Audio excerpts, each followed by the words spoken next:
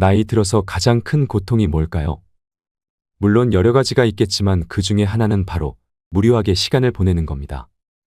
그러다 보면 몸도 약해지고 마음도 약해져서 우울증이 오기도 합니다. 우리는 그동안 정말 열심히 일만 했습니다. 그러다가 갑자기 주체할 수 없을 정도로 시간이 많아지니 어찌할 바를 모르는 겁니다. 쉬는 것도 하루 이틀이고 처음에야 좋았지만 시간이 지날수록 무기력해지고 그저 멍하니 앉아있는 시간들이 많아집니다. 놀아본 놈이 잘 논다고 뭐든 배워야 하는데 노는 건 어디서 배워본 적이 없으니 그저 술로 적적한 시간들을 달래는 경우도 많습니다. 요즘은 큰 질병이나 사고가 아니면 100세까지는 산다고 하니 60에 은퇴를 한다고 해도 적게는 30년, 많게는 무려 40년을 더 살아가야 합니다. 지난 시간들이야 학창시절에는 열심히 공부하고 취업해서는 열심히 직장생활하느라 분주히 보내서 그나마 시간이 쏜살같이 갔지만 앞으로의 시간은 더디게 흘러갈 겁니다. 나이가 들면 잠도 없어지니 하루에 최소 15시간은 깨어있게 되고 이걸 30년으로 계산해보면 무려 16만 시간이 넘어갑니다. 그래서 잘 노는 방법을 배워야 합니다. 쉽게 이야기해서 취미가 있어야 합니다. 그런데 요즘 경기가 많이 어렵다고 하니 돈 들어가는 취미는 말고 돈 한 푼 들이지 않아도 인생을 재미있게 보낼 수 있는 취미를 찾고 배워야 합니다. 그리고 혹시나 내 취미가 경제적으로도 조금 도움이 된다면 금상첨화일 겁니다. 그래서 오늘은 돈 안 들이고 남은 여생을 재밌게 보낼 수 있는 취미 7가지를 말씀드리려고 합니다. 취미에 따라서 큰 돈은 아니어도 경제적으로 도움받을 수 있는 팁들도 말씀드릴 테니 마지막까지 시청 부탁드립니다. 그럼 바로 시작하겠습니다. 첫 번째 취미 활동은 도서관으로 출근하기입니다. 난 어릴 때부터 책하고는 담을 쌓고 지냈다고 말하시는 분들이 많은데 먼저 거부감부터 갖지 마시고 제 이야기를 끝까지 들어주세요. 옛날에야 도서관에 가면 공부한다는 이미지가 뚜렷했지만 지금은 꼭 그렇지 않습니다. 먼저 주변을 둘러보면 구립도서관, 시립도서관, 그 외에 무료로 이용할 수 있는 작은 도서관들이 가득합니다. 그리고 최근에 지어진 시설들이 많아서 냉난방도 아주 잘 됩니다. 집에서 가스값, 전기가 아낀다고 보일러 끄고 불 끄고 지내지 마시고 걸을 수 있다면 도서관으로 출근하세요. 여름에는 시원하고 겨울에는 따뜻한 곳이 도서관입니다. 많은 분들이 아시겠지만 도서관에는 여러 종류의 신문들도 있고 다양한 잡지들도 많이 구비가 되어 있습니다. 또 컴퓨터도 무료로 이용할 수 있고 각종 영화도 무료로 볼 수 있으니 도서관만 잘 활용하셔도 유익한 하루를 보낼 수 있습니다. 여기에 조금이라도 학습 능력이 되시는 분들은 주제를 선정해서 차근차근 공부를 해보세요. 내가 흥미롭게 느끼는 분야라면 어떤 것이든 좋습니다. 그리고 그것을 잘 정리해서 유튜브 컨텐츠를 한번 만들어 보세요. 유튜브 컨텐츠를 만드는 게 어렵다고 생각하시는 분들이 많은데 최근에는 쉽게 만들 수 있도록 도와주는 영상도 많고 프로그램도 많습니다. 조금만 관심을 가지시면 나만의 채널을 만들어 크리에이터로 활동하면서 수익도 얻을 수 있습니다. 다만 부탁드리고 싶은 것은 너무 서두르지 말고 꾸준히 하신다는 마음으로 영상을 만들어야 합니다. 이제 우리에게는 시간이 자산이니 처음에 조회수가 나오지 않는다고 낙심하지 말고 새로운 지식을 알아가는 재미로 꾸준히 만드시다 보면 어느 순간에는 수익으로 연결되는 분들도 꼭 있을 겁니다. 두 번째 추천 취미는 봉사활동입니다. 봉사는 우리를 더 나은 사람으로 만들어줍니다. 노년의 봉사활동만큼 훌륭하고 아름다운 일도 없을 겁니다. 구체적인 실례를 몇 가지 소개해 드리겠습니다. 박할아버지는 은퇴 후 장난감 병원 봉사를 시작했습니다. 고장난 장난감을 고쳐주는 일입니다. 어느 날 울면서 찾아온 꼬마가 부러진 로봇 장난감을 들고 왔는데 할아버지가 정성껏 고쳐주자 아이의 눈이 별처럼 반짝였답니다. 그때부터 박할아버지는 스스로를 장난감 요정이라고 부르신다고 합니다. 봉사는 꼭 대단한 일을 해야 하는 게 아닙니다. 뜻이 맞는 분들이 함께 동네 공원에서 쓰레기를 줍는 것도 좋은 봉사활동이 될 수 있고 이웃 할머니에게 스마트폰 사용법을 알려드리는 것도 소중한 봉사입니다. 제가 아시는 분은 유기견 보호소에서 봉사를 하십니다. 처음엔 개들이 무서워서 망설이셨다고 합니다. 그런데 지금은 개들의 할머니가 되셨다고 합니다. 보호소 개들이 할머니를 보면 꼬리를 흔들며 달려온다고 합니다.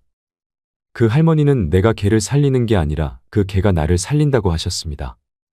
봉사는 받는 사람만 행복해지는 게 아닙니다. 주는 사람도 행복해집니다. 그래서 봉사를 행복의 부메랑이라고 부르기도 합니다. 던지면 다시 우리에게 돌아오거든요. 주변을 둘러보면 이렇게 다양하고 재미있는 봉사활동이 여러분을 기다리고 있습니다. 여러분의 특기나 관심사를 살려 봉사활동을 시작해보는 건 어떨까요? 세상은 여러분의 따뜻한 손길을 기다리고 있습니다.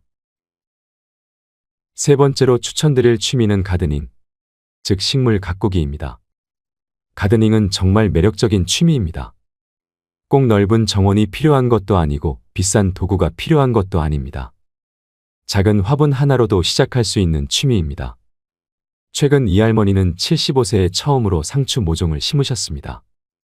베란다에 작은 화분을 놓고 시작하셨습니다. 처음엔 이 나이에 뭘 해라고 하셨지만 싹이 올라오고 잎이 자라는 걸 보면서 점점 즐거워하셨습니다. 어느 날 할머니가 직접 기른 상추로 쌈을 싸먹는데 입가에 웃음이 떠나지 않았다고 하셨습니다. 75년 살면서 이렇게 맛있는 상추는 처음 먹어본다고 하시면서요. 지금은 베란다가 작은 텃밭이 되어 상추뿐만 아니라 고추, 방울토마토까지 함께 기르고 계십니다. 가드닝은 생명을 돌보는 일입니다. 식물을 키우면서 책임감도 느끼고 성취감도 얻을 수 있습니다. 과도하게 욕심만 내지 않으면 비교적 저렴하게 즐길 수 있는 취미입니다. 요즘 물가가 많이 올랐는데 직접 기른 채소로 요리를 하면 맛도 좋고 경제적인 부담도 덜 수 있어서 좋습니다. 네 번째 추천 취미는 명상입니다. 명상이라고 하면 어렵게 생각하실 수 있지만 사실 아주 간단합니다. 조용히 앉아서 자신의 호흡에 집중하는 것만으로도 훌륭한 명상이 될 수 있습니다. 62세의 서연 씨는 최근 퇴직을 하고 우울증에 시달렸습니다. 그러다 우연히 명상을 접하게 되었다고 합니다. 처음엔 5분도 버티기 힘들어했지만 꾸준히 하다 보니 이제는 하루 30분씩 명상을 한다고 합니다. 서연 씨가 이런 말을 덧붙였습니다. 명상은 내 마음의 주치의야. 매일 나를 돌보는 시간이지. 명상을 통해 마음의 평화를 찾고 스트레스도 줄일 수 있습니다. 다른 건 필요 없습니다. 조용한 공간과 시간만 내시면 어디서든 즐길 수 있는 취미입니다. 돈 한 푼 들이지 않는 명상을 통해서 마음의 평화를 찾아가신다면 조금 더 만족스럽고 풍성한 노년을 보낼 수 있을 겁니다. 다섯 번째 취미는 악기 연주입니다. 악기를 배우면 2마리 토끼를 잡을 수 있습니다. 새로운 기술을 익히면서 동시에 정신적 힐링도 얻을 수 있거든요. 71세인 최할머니는 최근 우쿨렐레를 배우셨습니다. 처음엔 손가락이 굳어서 연습하기 힘들어 하셨지만 포기하지 않고 꾸준히 연습하셨습니다. 그리고 얼마 전 우쿨렐레 동호회 발표회에 참여하셨는데 할머니의 연주를 듣고 모두가 감동의 박수를 보냈다고 합니다. 할머니는 이렇게 관심과 사랑을 받는다니 정말 행복하다고 말씀하셨답니다. 이처럼 악기 연주는 성취감과 자신감, 만족감을 불러일으킵니다. 또한 악기를 통해 감정을 잘 표현할 수 있게 되죠. 가까운 문화센터나 동호회를 찾아보시면 무료로 배울 수 있는 기회가 많으니 지금 당장 찾아보시는 것은 어떨까요? 여섯 번째로 소개할 취미는 그림 그리기입니다. 파블로 피카소는 이렇게 말했습니다. 모든 아이는 화가로 태어난다. 문제는 어떻게 화가로 남아있느냐다. 65세의 최모 씨는 최근 수채화를 배우기 시작했습니다. 처음엔 붓을 어떻게 잡아야 할지도 몰랐지만 꾸준히 노력한 결과 이제는 동네 풍경을 아름답게 그려낸다고 합니다. 작년엔 주변의 지인들과 작은 전시회도 열었는데 그때의 뿌듯함은 평생 잊지 못할 거라고 말씀하십니다. 그림 그리기는 창의력을 자극하고 집중력을 높여줍니다. 또한 자신의 감정을 표현하는 좋은 방법이 될 수 있습니다. 연필이나 색연필, 간단한 도구만 있어도 시작할 수 있으니 부담스럽지도 않습니다. 그리고 뭔가에 집중해서 그림을 그리다 보면 분명 새로운 경험을 하실 겁니다. 유튜브를 보면 처음부터 쉽게 그림 그리는 방법을 알려주는 채널들이 많습니다. 연필 한 자루와 쓰다만 노트 한 권만 있어도 충분합니다. 엉망이어도 좋으니 지금 당장 뭔가를 한번 그려보는 것은 어떨까요? 마지막으로 꼭 말씀드리고 싶은 취미는 운동입니다. 노후의 내 삶을 지탱해주는 버팀목이 됩니다. 몸이 건강해야 모든 활동이 가능하기 때문입니다. 운동의 중요성에 대해서는 벌써 많은 분들이 알고 계실 겁니다. 그래도 몇 가지만 정리해보면 다음과 같습니다. 첫째, 운동은 근력과 균형감을 향상시켜 낙상 위험을 낮춥니다. 둘째, 운동은 심혈관 건강을 증진시킵니다. 셋째, 운동은 인지 기능 저하를 늦출 수 있습니다. 넷째, 운동은 우울증 예방에 효과적입니다. 마지막으로 운동은 사회적 관계 형성에도 기여합니다.